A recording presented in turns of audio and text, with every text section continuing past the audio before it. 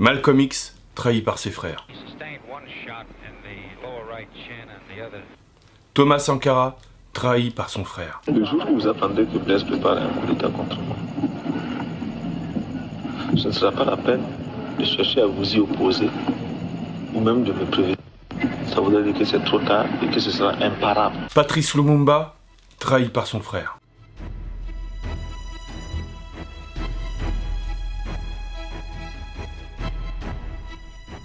Salut les guerriers, je vais prendre comme exemple Zach Mwekassa, Philippe Simo et Greg Toussaint. Le but, c'est vous éviter une erreur stratégique majeure. Il y a trop de contrastes entre différents noirs pour dire que tous les noirs sont des frères. Et croire à ce genre de bêtises peut nuire à ta vie personnelle, peut nuire à ton entreprise, peut nuire à tes projets personnels. Alors oui, on est descendants d'Africains et nos empires ont été vaincus, ce qui donne le drame actuel en Afrique et pour tous les descendants d'Africains. Souvent, vous allez entendre parler du terme « la communauté noire ». Sauf que la communauté noire, c'est pas ce que vous pensez. Normalement, une communauté, c'est un ensemble cohérent, c'est une organisation, des gens qui coopèrent, une hiérarchie. Et quand on parle de la communauté noire, on parle des gens qui ont la même couleur. Mais il n'y a pas de cohérence entre eux, il n'y a pas de cohérence entre nous, il n'y a pas d'organisation. Ce qu'il y a entre nous, c'est une douleur commune. On s'appelle frères entre nous, mais frères, c'est quand ça va bien, mais aussi quand ça va mal, et sans hypocrisie. Le problème, c'est qu'on n'a pas tous les mêmes buts, on n'a pas tous les mêmes objectifs, on n'a pas tous les mêmes moyens, on met pas les mêmes moyens pour réussir nos objectifs. En fait, on est trop différents. Certains vont vous dire qu'il faut regarder nos points communs et pas nos différences. Mais ça, c'est simplet. Il faut être stratégique. Il faut être avec des gens qui ont les mêmes buts, le même but, qui ont les mêmes objectifs et qui veulent mettre les mêmes moyens pour atteindre leurs objectifs. Une communauté, c'est une hiérarchie commune, c'est un enseignement commun, c'est une doctrine commune. Et tout le monde suit la doctrine. On a un combat contre l'oppression, contre le système, mais tous les Noirs ne sont pas frères. Zach Mwekassa, le guerrier noir, lui, il parle aux Africains, plutôt des Africains du continent, aux Maliens, Sénégalais, Congolais, etc. Vous cherchez quelle formule? Écoute, le fait d'être noir ne vous fait pas de nous les frères. D'ailleurs, voilà pourquoi vous voyez dans mes vidéos, je ne dis plus votre frère. Il vous montre parfois la relation qu'il y a entre les Africains et les Chinois, ou les Libanais, ou enfin les étrangers qui viennent en Afrique. Et eux réussissent et pas les Africains. Il y a une de ces vidéos où il soutient les Africains qui se faisaient tabasser en Chine, c'était pendant le Covid, c'était en 2020, et il les soutenait, pendant que d'autres se foutaient de leur gueule. Certains Noirs africains se moquaient des Noirs, des Africains qui étaient en Chine, qui se faisaient tabasser par la police. Vous voyez, on n'est pas tous frères. Tu ne peux pas entrer dans ta chambre, tu ne peux pas entrer dans ta maison, tu ne peux plus rentrer nulle part en Chine. Les actes de discrimination, voire de racisme, se multiplient à Canton. Pendant qu'il y en a qui soutiennent, d'autres vomissent. Il faut voir la condition des Africains à ce moment-là en Chine. On leur donnait rien du tout, pas de moyens hygiéniques, absolument rien. Et ils se moquaient des Africains en fait qui, malgré l'interdiction, étaient sortis. Donc la police est intervenue, ils les ont tabassés et ils les ont tous parqués, comme des bêtes. Maintenant, les Chinois, eux, il y avait des Chinois aussi qui étaient sortis et qui bravaient l'interdiction alors que tout le monde devait rester chez soi. Les Africains, ils ne les ont pas traités comme des chiens. Ils les ont simplement raccompagnés chez eux.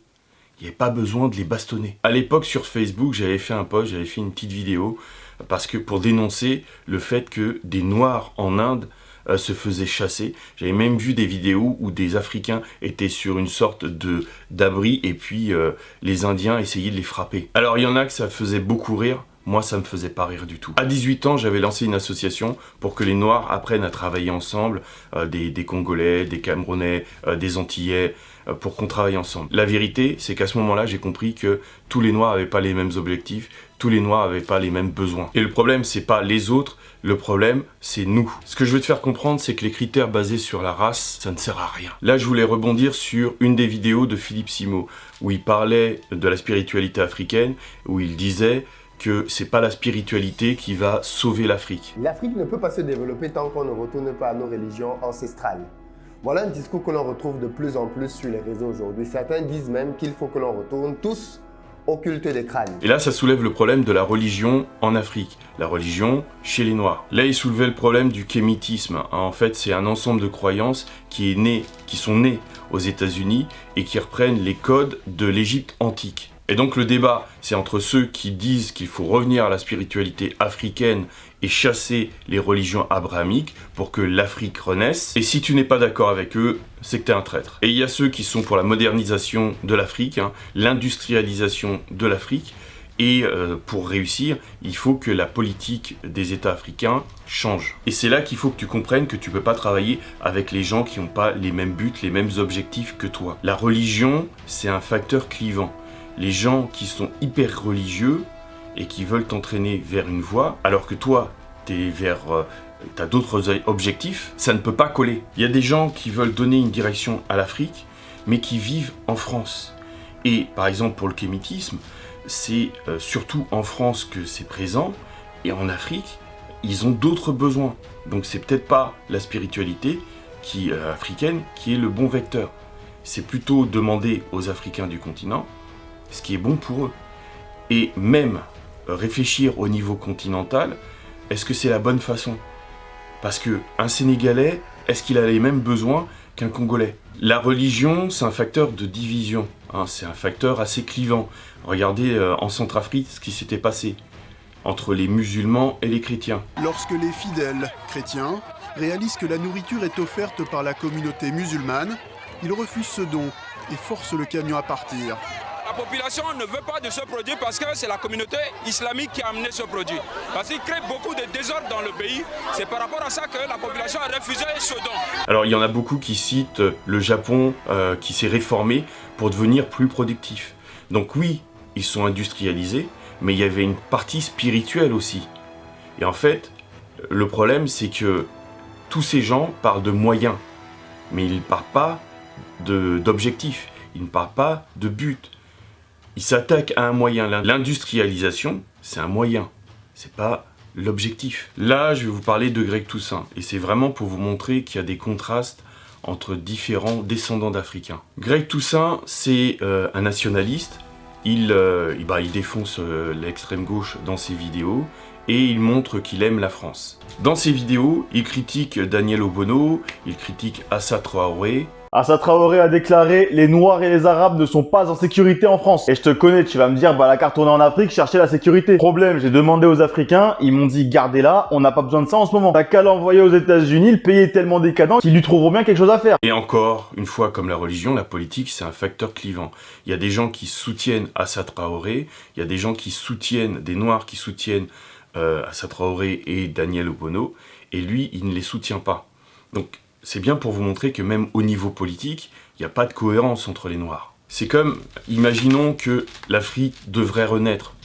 Est-ce que ce serait d'abord au Sénégal ou au Congo?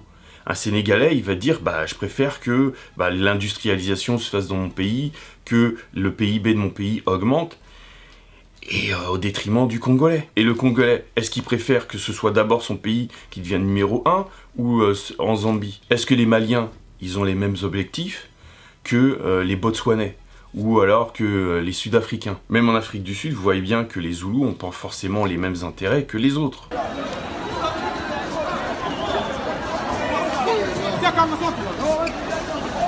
Pour revenir à Greg Toussaint, est-ce que tous les Noirs le soutiennent?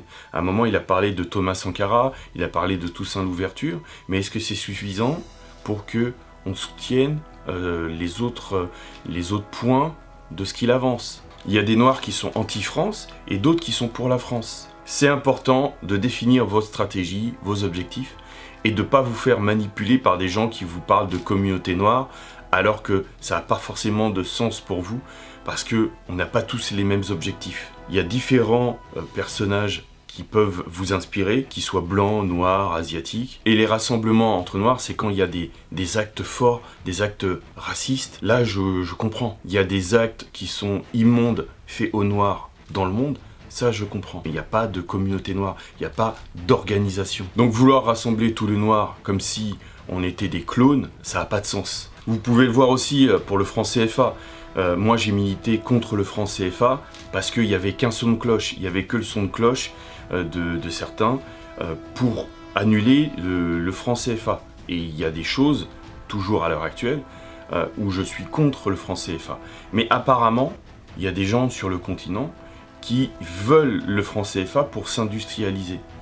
C'est pas à moi de dire, alors que je vis pas sur le continent, ce qui est mieux pour eux. Moi, je crois, quelle que soit la couleur, c'est qu'en étant stratège, en rejoignant des gens qui ont les mêmes objectifs, les mêmes buts que vous pourrez réussir. Il faut arrêter de regarder Naruto, de jouer au loto, et il faut se mettre au boulot. Vous pouvez vous inscrire dans mes emails privés pour ceux qui veulent avancer. Je vous envoie régulièrement des emails, des emails qui sont le prolongement de la chaîne pour vous aider, pour devenir plus stratège, pour atteindre vos objectifs. Dites-moi si vous êtes plus Zach Mwakassa, Philippe Simo, Investir au pays, ou Greg Toussaint. Ce sera intéressant en commentaire d'avoir un vrai débat. N'hésitez pas à laisser des commentaires.